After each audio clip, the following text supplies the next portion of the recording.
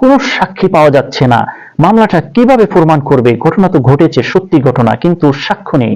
সেক্ষেত্রে যারা আসামি থাকে এই মামলার, এই আসামিদেরকে কোনো একজনকে মানে প্রপোজাল দেওয়া হয়, যে ক্ষমা করার স্বার্থে প্রপোজাল দেওয়া হয় যে আপনি যদি সত্যিটা স্বীকার করেন তাহলে আপনাকে ক্ষমা করা হবে, আপনাকে মামলা থেকে খালাস দেওয়া হবে।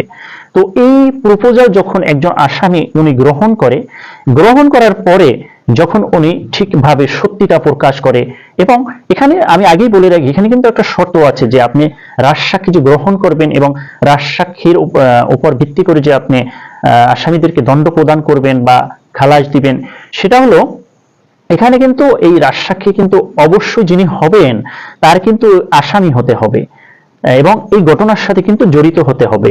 যে মামলাটি হয়েছে বা যে অভিযোগটি করা হয়েছে, এই অভিযোগের সাথে কিন্তু যিনি রাজসাক্ষী হবেন তার জড়িত থাকতে হবে। তিনি যদি এই অভিযোগের